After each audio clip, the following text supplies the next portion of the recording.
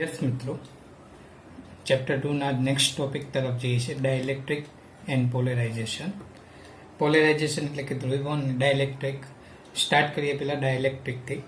Dielectric start કરતા પહેલા જણાવી દો મિત્રો કે આપણે સુવાહકોનો સ્થિત વિદ્યુતશાસ્ત્ર ભણ્યા હતા કે જ્યારે ધાતુ પદાર્થને આપેલા વિદ્યુત ક્ષેત્રમાં મૂકવામાં આવે છે અથવા બાહ્ય વિદ્યુત ક્ષેત્રમાં મૂકવામાં આવે છે અથવા સુવાહકને બાહ્ય વિદ્યુત ક્ષેત્રમાં મૂકવામાં આવે છે ત્યારે તેની અંદરનું પરિણામી વિદ્યુત ક્ષેત્ર શૂન્ય બને છે. બાહ્ય ક્ષેત્રની મૂલ્ય જેટલું જ અથવા તેની તીવ્રતા જેટલું જ પરિણામી વિરુદ્ધ દિશામાંનું વિદ્યુત ક્ષેત્ર અંદરના વિદ્યુત ભારો દ્વારા પ્રાપ્ત થાય છે અને સપાટી પર વિદ્યુત ભાર ખુલ્લો પડે છે. આ બાહ્ય વિદ્યુત ક્ષેત્ર છે એક્સટર્નલ અને આ ઇન છે. ટોટલ પરિણામી આપણને મળે છે વાહક પદાર્થની અંદર શૂન્ય મળે છે. એટલે આપણે લખીએ કે ઈ સદિશ આપણને શૂન્ય મળતું હતું. યસ મિત્રો, અને આ વાહક પદાર્થોની અંદર ગતિ કરતા વાહક તરીકે વિદ્યુત ભાર વાહકો હતા. અંદર મુક્ત હતા ઇલેક્ટ્રોનો વિદ્યુત ક્ષેત્રની વિરુદ્ધ દિશામાં બળ અનુભવીને સપાટી પર એક બાજુ ખુલ્લા પડતા હતા, બીજી બાજુ ધન વિદ્યુત ભાર ખુલ્લો પડતો હતો. આ સિચ્યુએશન ત્યારે જ પ્રાપ્ત થતી હતી જ્યારે સ્થાયી સંતુલિત અવસ્થા હોય ત્યારે બંનેના વિદ્યુત ક્ષેત્રો સમાન મૂલ્યના પરસ્પર વિરુદ્ધ દિશામાં હોવાને કારણે 0 પ્રાપ્ત થતું. આ સ્થિત વિદ્યુત શાસ્ત્ર સુવાહકો માટેનું મહેનત અત્યારે આ વાત બની ચૂક્યા છે. હવે આજે સ્ટાર્ટ કરીએ છીએ ડાઇલેક્ટ્રિક. ડાઇલેક્ટ્રિક એટલે મિત્રો યાદ રાખજો, અવાહક પદાર્થોને ડાઇલેક્ટ્રિક કહે છે. તેની વ્યાખ્યા કહો તો વ્યાખ્યા પણ થશે કે અવાહક પદાર્થોને ડાઇલેક્ટ્રિક કહેવામાં આવે છે. કે ફેરેડે નામના વૈજ્ઞાનિકે એવું શોધી કાઢ્યું કે જ્યારે કેપેસિટરની બે પ્લેટ વચ્ચે ડાઇલેક્ટ્રિક પદાર્થને મૂકવામાં આવે છે ત્યારે કેપેસિટન્સમાં વધારો થાય છે. અને આ પ્રૂવ પણ કરશું આગળ જતા કે કેપેસિટરની બે પ્લેટ વચ્ચે જ્યારે ડાઇલેક્ટ્રિક પદાર્થ મૂકવામાં આવે છે જેનો ડાઇલેક્ટ્રિક અચળાંક કે કેપિટલ કે વડે દર્શાવવામાં આવે છે, જ્યારે મૂકવામાં આવે છે ત્યારે તેના કેપેસિટન્સમાં કે ગણો એટલે કે વધારો થાય છે, જે આપણે આગળ જતા સાબિત પણ કરશું. યસ મિત્રો, ડાઇલેક્ટ્રિક પદાર્થો એવા પદાર્થો છે જે પોતાનામાંથી વિદ્યુત ક્ષેત્રને પસાર થવા દેશે. એની અંદર ગતિ કરતા વિદ્યુત ભાર વાહકો હાજર હોતા નથી. એટલે યસ મિત્રો કે ડાઇલેક્ટ્રિક પદાર્થોની અંદર ગતિ કરતા વિદ્યુત ભાર વાહકો હાજર હોતા નથી, પરંતુ વિદ્યુત ક્ષેત્રને પસાર થવા દે છે. વિદ્યુત ક્ષેત્રને પસાર થવા દે છે.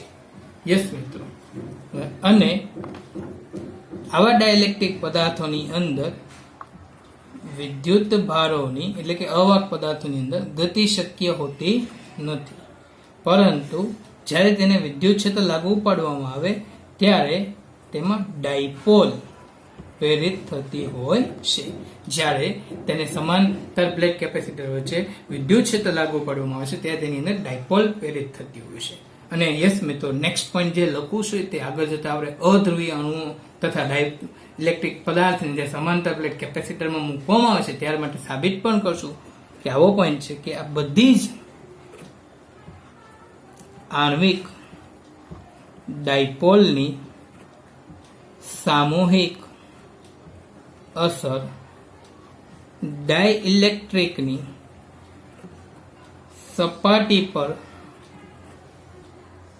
પ્રેરિત થતા ઇન્ડ્યુસ્ડ થતા અથવા બાઉન્ડ ચાર્જીસ અથવા બદ્ધ ચાર્જીસ એટલે કે બદ્ધ વિદ્યુત ભારો પ્રેરિત થતા વિદ્યુત ભારોને લીધે થાય છે. યસ મિત્રો, આ સમજૂતી આગળ જતા આ જ લેક્ચરની અંદર આપણે જોવાની છે.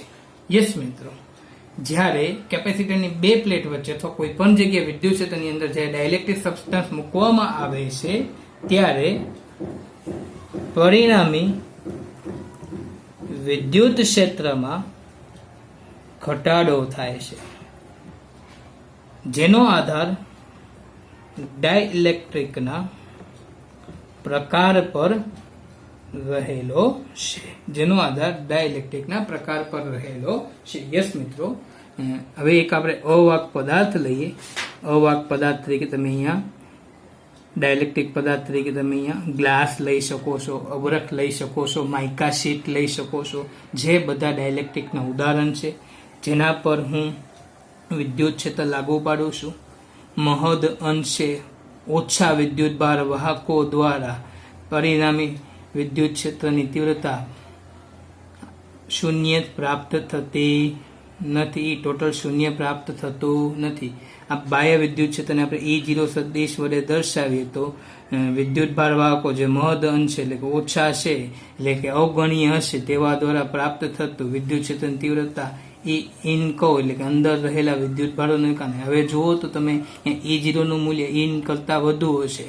આપણે એમ કહી શકીએ કે E0 નું મૂલ્ય એ ઇન કરતા વધુ હશે. સમાન મૂલ્યના નથી એટલે પરિણામે 0 થવાનું નથી. પરંતુ જે બાહ્ય ક્ષેત્ર છે થોડોક વિરોધ કરવાને કારણે તેનામાં પરિણામે વિદ્યુત ક્ષેત્રમાં ઘટાડો કરશે, જે ડાઇલેક્ટ્રિકના પ્રકાર પર રહેલો છે. ડાઇલેક્ટ્રિકના મેં 3 ઉદાહરણો અત્યારે જણાવ્યા. એવા ઘણા બધા ઉદાહરણો છે. એક તમે કાચ યાદ રાખી શકો છો, અબરખ યાદ રાખી શકો છો, માઇકા શીટ યાદ રાખી શકો. આ ડાઇલેક્ટ્રિક પદાર્થ એ વાહક હોતા નથી, અલગ કરેલા પદાર્થ હોતા નથી. આ ડાઇલેક્ટ્રિક પદાર્થો અર્ધવાહકો પણ હોતા નથી. આ ડાઇલેક્ટ્રિક પદાર્થો એટલે કે અવાહક પદાર્થો હોય છે. હવે નેક્સ્ટ ટોપિક આવે છે ડાઇલેક્ટ્રિક ના પ્રકારો. યસ મિત્રો, ખૂબ જ MCQ માટે ઉપયોગી એવા ડાઇલેક્ટ્રિક ના પ્રકારો કે 2 ટાઈપ્સના છે, 2 પ્રકારના છે. એક છે ધ્રુવીય, ફર્સ્ટ એની ટાઈપ છે ધ્રુવીય, ને એની સેકન્ડ ટાઈપ છે અધ્રુવીય. એટલે કે આપણે કહી શકીએ કે પોલાર ડાઈ ઇલેક્ટ્રિક અથવા પોલાર મોલેક્યુલર પણ કહી શકો છો, ને નોન પોલાર ડાઈ ઇલેક્ટ્રિક એટલે કે અધ્રુવીય ડાઇલેક્ટ્રિક અથવા અધ્રુવીય અણુ પણ કહી શકો છો. યસ મિત્રો, મુદ્દા વાઇઝ જોતા જઈએ. ફર્સ્ટ પોઈન્ટ કે પોલાર ડાઇલેક્ટ્રિકની અંદર ધન અને ઋણ વિદ્યુત ભારોના કેન્દ્રો એકબીજા પર સંપાત થયેલા હોતા નથી. યસ મિત્રો, તેમના અસમિતિ કદોને કારણે આ ધન અને ઋણ વિદ્યુત ભારના કેન્દ્રો એકબીજા પર સંપાત થયેલા હોતા નથી. એટલે આપણે યાદ રાખશું કે અસમિતિ કદોને લીધે તેમના કેન્દ્રો એકબીજા પર સંપાત થયેલા હોતા નથી. એટલે કે આપણે એમ કહી શકીએ કે આ ધન ને ઋણ વિદ્યુત ભાર જે કેન્દ્રો છે તે કાયમી ડાયપોલ મોમેન્ટ ધરાવે છે. યસ મિત્રો, ધન અને ઋણ વિદ્યુત ભાર કેન્દ્રો એકબીજાથી જ્યારે પરિમિત અંતર રહેલા હશે તેઓ ત્યારે કાયમી ડાયપોલ મોમેન્ટ ધરાવતા હશે, કારણ કે અહીંયા વિદ્યુત ભારના મૂલ્યો સમાન હશે. એટલે આપણે એમ કહી શકીએ કે ધ્રુવીય અણુની અંદર પ્રાપ્ત થતી ડાયપોલ મોમેન્ટ P સદિશ બરાબર Q D સદિશ. અહીંયા 2A સદિશની જગ્યાએ હું D સદિશ ધારું છું. નોન પોલાર ડાઇલેક્ટ્રિક જોઈએ તો યસ મિત્રો, એની અંદર એવું યાદ રાખવાનું છે કે આ ધન અને ઋણ વિદ્યુત ભારના કેન્દ્રો એકબીજા પર સંપાત થયેલા હોય છે. યસ મિત્રો, ધન અને ઋણ વિદ્યુત ભારના કેન્દ્રો એકબીજા પર સંપાત થયેલા હોય છે એટલે તેઓ વચ્ચેનું અંતર શૂન્ય થશે, એટલે કાયમી ડાયપોલ મોમેન્ટ ધરાવતા નથી. એટલે બીજી રીતે યાદ રાખશો તો કાયમી ડાયપોલ મોમેન્ટ ધરાવતા નથી. આપણે જોશું જ્યારે વિદ્યુત ક્ષેત્રની હાજરી લાગુ પાડવામાં આવશે ત્યારે ડાયપોલ પ્રેરિત થશે, પણ જ્યારે વિદ્યુત ક્ષેત્રની ગેરહાજરી છે ત્યારે તેઓ ડાયપોલ મોમેન્ટ ધરાવતા નથી. એટલે આપણે એમ કહી શકીએ કે ડાયપોલ મોમેન્ટ ધરાવતા હોય તો પોલાર ડાઇલેક્ટ્રિક, ડાયપોલ મોમેન્ટ ન ધરાવતા તો નોન પોલાર. આમાં તો વિદ્યુત ક્ષેત્રની હાજરી બાદ પણ ડાયપોલ પ્રાપ્ત થશે, પણ અહીંયા વિદ્યુત ક્ષેત્રની ગેરહાજરી છે ત્યારે ડાયપોલ પ્રાપ્ત થતી નથી. યસ મિત્રો, ઉદાહરણ 1-2 જોઈએ. પોલારનું ફર્સ્ટ ઉદાહરણ છે H2O. પોલારનું ફર્સ્ટ ઉદાહરણ છે H2O. એટલે આપણે એનું બંધારણ જોઈ લઈએ મિત્રો. આ O bond H bond H ઋણ વિદ્યુત ભારથી ધન વિદ્યુત ભાર તરફ ડાયપોલ મોમેન્ટની દિશા હોય. યસ મિત્રો, HCl જે ઉદાહરણ છે. જો તેમના બંનેના કદો સમાન નથી, HCl ઋણ વિદ્યુત ભારથી ધન વિદ્યુત ભાર તરફ Cl H પ્લસ તરફ ડાયપોલ મોમેન્ટની ડાયરેક્શન હશે. હજી બીજા ઉદાહરણ તમે યાદ રાખી શકો છો. NH3 આલ્કોહોલ જે MCQ માટે ઉપયોગી છે. નોન પોલાર ડાયલેક્ટ્રિકના ઉદાહરણો આપણે જોઈએ. યસ મિત્રો, નોન પોલાર ડાયલેક્ટ્રિકના ઉદાહરણો છે બંને કેન્દ્રો એકબીજા પર સંપાત થયેલા હશે. H2 અણુ પોલારિટી બંને ધન છે, વિજાતીય પ્રકારના નથી. યસ મિત્રો, પછી આપણે એમ કહી શકીએ કે ધન અને ઋણ વિદ્યુત કેન્દ્રો એક જ જગ્યાએ સંપાત હોય. ત્યારબાદ આવે છે CO2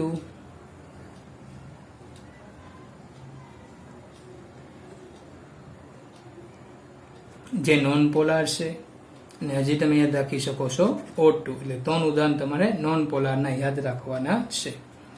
યસ મિત્રો, હવે નેક્સ્ટ ટોપિક તરફ જઈએ છીએ, ધ્રુવીય અણુનું પોલેરાઇઝેશન. પોલેરાઇઝેશન મીન્સ એનું ધ્રુવીભવન, એટલે કે જ્યારે ધ્રુવીય અણુ કે અધ્રુવીય અણુ અથવા ધ્રુવીય ડાયલેક્ટ્રિક અથવા અધ્રુવીય ડાયલેક્ટ્રિક પદાર્થને બાહ્ય વિદ્યુત ક્ષેત્રમાં મૂકવામાં આવે છે, ત્યારે બાહ્ય વિદ્યુત ક્ષેત્રને કારણે ધન વિદ્યુત ભાર ક્ષેત્રની દિશામાં બળ અનુભવે છે અને ઋણ વિદ્યુત ભાર ક્ષેત્રની વિરુદ્ધ દિશામાં બળ અનુભવે છે. અને આ બંને કેન્દ્રોનું લગભગ ક્ષેત્રને સમાંતર ગોઠવવાને કારણે ટોર્ક લાગવાને કારણે તે ભ્રમણ કરતા હોય છે, એટલે કે તેનું કોણાવર્તન થતું હોય છે. એટલે કે ધ્રુવોનું ભવન એ ધ્રુવીભવન. યસ મિત્રો, ખૂબ જ રસપ્રદ ટોપિક છે. નેક્સ્ટ ટોપિક તરફ જઈએ.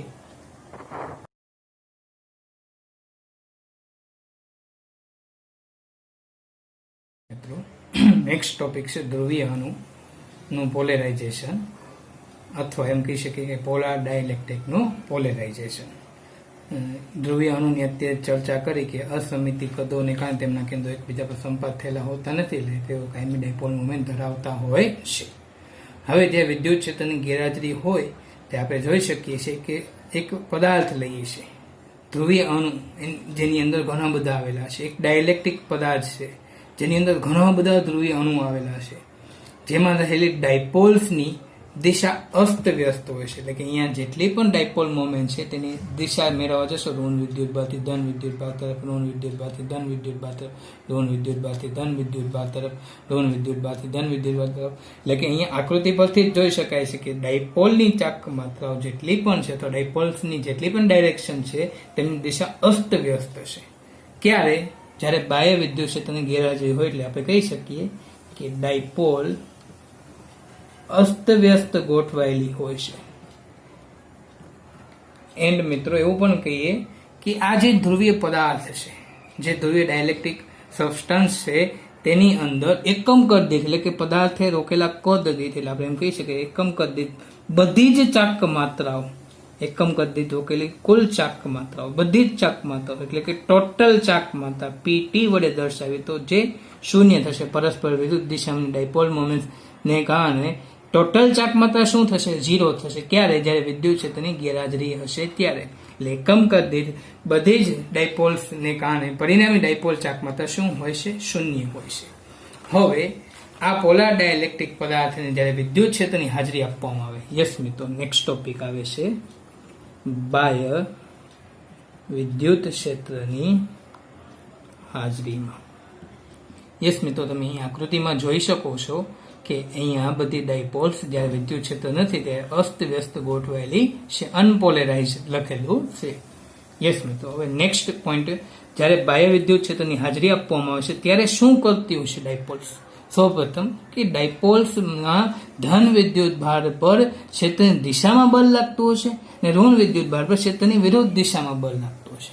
એટલે આફ્ટર ઓલ પોતે જે અસ્તવ્યસ્ત ડાયરેક્શન હતી તે ધીમે ધીમે ક્ષેત્રને સમાંતર ગોઠવવાનો પ્રયત્ન કરશે, જે જોઈ શકાય છે કે લગભગ સમાંતર છે, સંપૂર્ણ સમાંતર નથી, કારણ કે સંપૂર્ણ સમાંતર મેળવવા માટે એક આદર્શ પરિસ્થિતિ જોવી પડશે.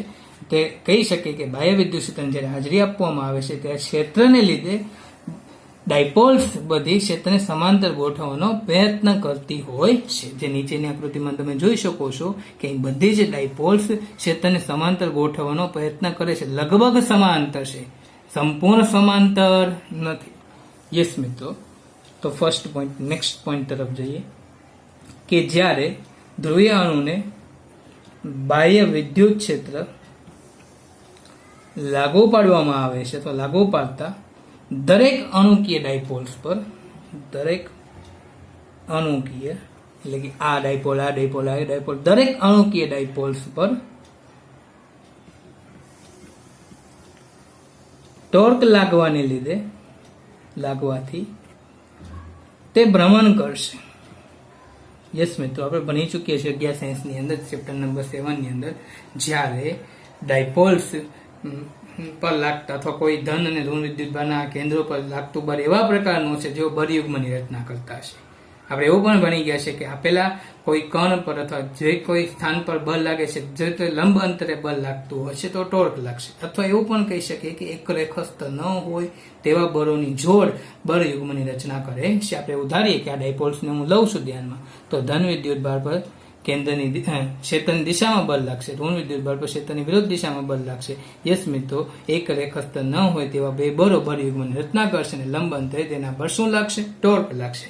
એટલે કે આ ટોર્ક લાગવાને લીધે ક્ષેત્રની દિશામાં તેનું ક્ષેત્રની દિશામાં ભ્રમણ થશે. એટલે આપણે એમ લખી શકીએ કે બાહ્ય વિદ્યુત ક્ષેત્ર લાગુ પડતા અણુકીય ડાયપોલ પર ટોર્ક લાગવાથી તે ભ્રમણ કરશે અને વિદ્યુત ક્ષેત્રને સમાંતર બનવાનો પ્રયત્ન કરશે. જેથી જ્યારે વિદ્યુત ક્ષેત્રની ગેરહાજરી હતી ત્યારે પરિણામે ડાયપોલ ચાકમાત્રા શૂન્ય થતી હતી, પરંતુ હવે શૂન્ય થશે નહીં. એટલે આપણે કહી શકીએ કે આમ કુલ પરિણામી ડાયપોલની ચાકમાત્રા ઉત્પન્ન કરશે. એક જ દિશામાંના ક્ષેત્રોનો આપણે સરવાળો કરવો પડશે, એટલે પરિણામે કંઈક ચાકમાત્રા આપણને હવે પ્રાપ્ત થશે. એટલે આ રીતે આપણે કહી શકીએ કે આ રીતે બનેલા આવા ધ્રુવીય ડાયલેક્ટ્રિકનું અથવા આવા અણુઓનું ડાયલેક્ટ્રિકનું પણ લખી નાખીએ પોલેરાઇઝેશન, એટલે કે ધ્રુવીભવન થયું હોય તેમ કહેવાય.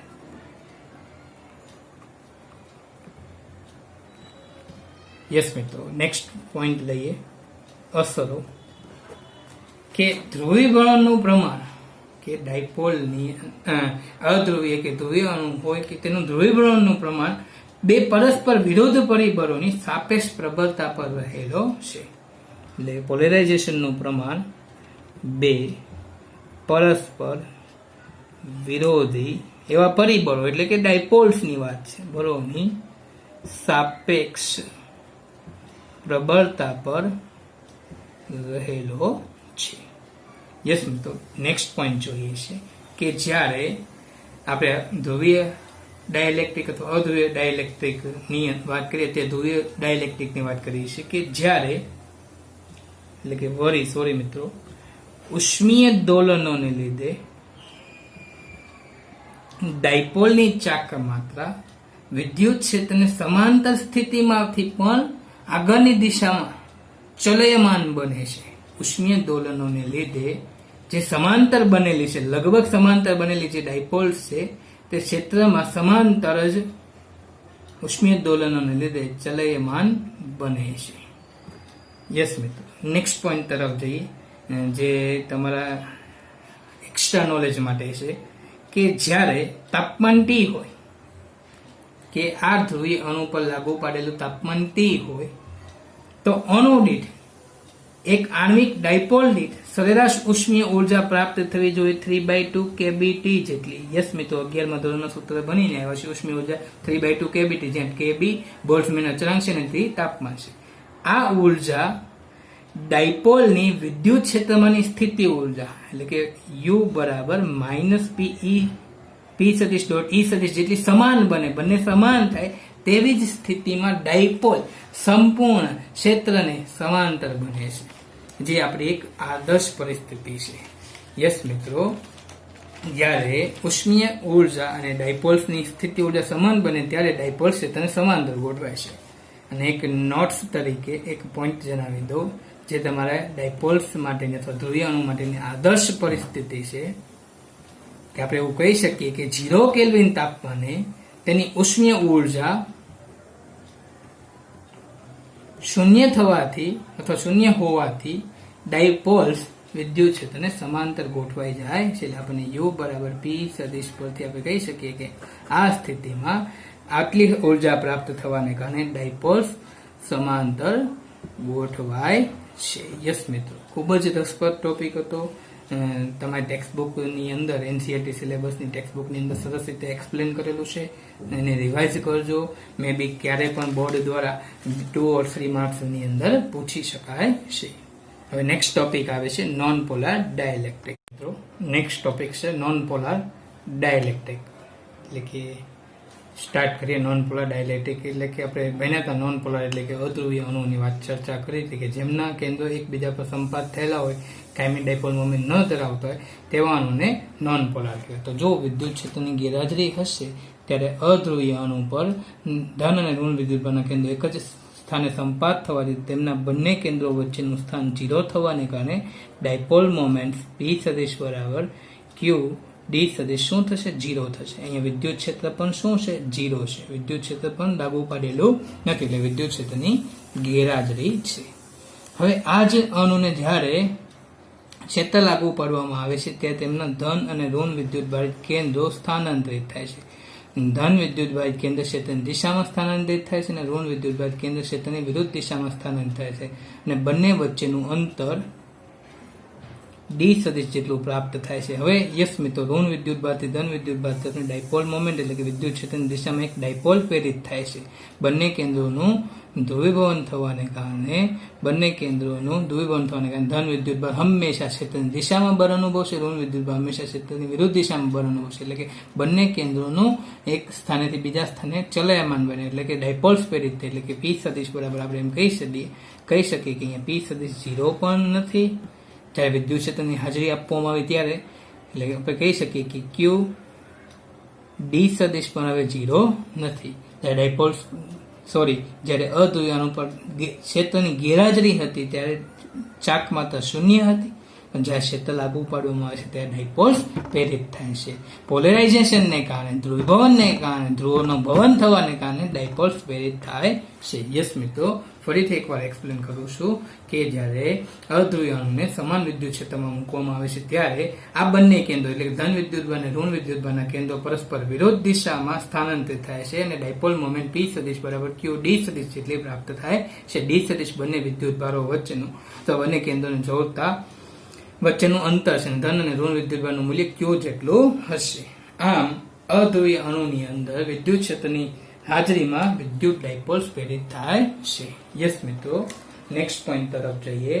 બીજા શબ્દોમાં હજી એક વખત એક્સપ્લેન કરું છું કે જ્યારે વિદ્યુત ક્ષેત્રની હાજરી લાગુ પાડવામાં આવે છે ત્યારે ડાયપોલ્સ અધ્રુવીય અણુમાં પણ પ્રાપ્ત થાય છે, ત્યારે તેની ડાયપોલ ચાક માત્ર 0 બનતી નથી. યસ મિત્રો, આવા બાહ્ય વિદ્યુત ક્ષેત્રને લીધે આવા ઘણા બધા અણુઓનું આવી અણુકીય ડાયપોલ્સનું અથવા આવા અણુઓનું અથવા અધ્રુવીય ડાયલેક્ટ્રિકનું પોલેરાઇઝેશન થઈ શકે છે અથવા થાય છે એમ પણ કહી શકાય છે. એક પોઈન્ટ છે શરતને એકોર્ડિંગ કે જો પ્રયોગો દ્વારા જાણવા મળ્યું છે કે જો આ બાહ્ય વિદ્યુત ક્ષેત્ર ખૂબ જ પ્રબળ ન હોય એટલે કે E0 સદિશ જે હવે લાગુ પાડેલું છે, અહીં લાગુ પાડેલું નથી, હવે નોટ ઇક્વલ ટુ 0 છે. જ્યારે ખૂબ જ પ્રબળ ન હોય ત્યારે ડાયપોલની ચાક માત્રા એ બાહ્ય વિદ્યુત ક્ષેત્રની તીવ્રતાના સમપ્રમાણમાં હોય છે. એટલે આપણે કહી શકીએ P સદિશ ચલે છે E0 સદિશ. તેથી આપણે સમપ્રમાણતા દૂર કરશું અને સમપ્રમાણતા અચળાંક આવશે P સદિશ બરાબર આલ્ફા, જેને અણુની કે પરમાણુની ધ્રુવીયતા કહે છે. આલ્ફા E0 સદિશ. તેથી આલ્ફાને કરતા બનાવતો આપણે એમ કહી શકીએ કે એકમ ક્ષેત્ર દીઠ પ્રાપ્ત થતી ડાયપોલ્સ, એકમ ક્ષેત્ર દીઠ પ્રાપ્ત થતી ડાયપોલ્સ તે પદાર્થની, તે અણુની, તે પરમાણુની ધ્રુવીયતાનું માપ સૂચવે છે. યસ મિત્રો, પછી એકમ બોર્ડ લેવલની એક્ઝામમાં પૂછાયેલો છે. ડાયપોલ્સ મુવમેન્ટનો એકમ છે કુલમ્બ ઇન્ટુ મીટર, વિદ્યુત ક્ષેત્રની તીવ્રતાનો એકમ છે ન્યૂટન પ્રતિ કુલમ્બ, છેદનો છેદ અંશમાં જશે એટલે કુલમ્બ સ્ક્વેર ઇન્ટુ મીટર પ્રતિ ન્યૂટન થશે. આનું પારિમાણિક સૂત્ર તમે જાતે મિત્રો મેળવી શકો છો. આલ્ફાને અણુની કે પરમાણુની ધ્રુવીયતા કહે છે. એકમ ક્ષેત્ર દીઠ પ્રેરિત થતી ડાયપોલ્સનું માપ આપે છે. યસ મિત્રો, હવે નેક્સ્ટ ટોપિક જોઈએ. સમાંતર પ્લેટ કેપેસિટર વચ્ચે જ્યારે ડાઇલેક્ટ્રિક પદાર્થને મૂકવામાં આવે છે ત્યારે તેની વર્તણૂક.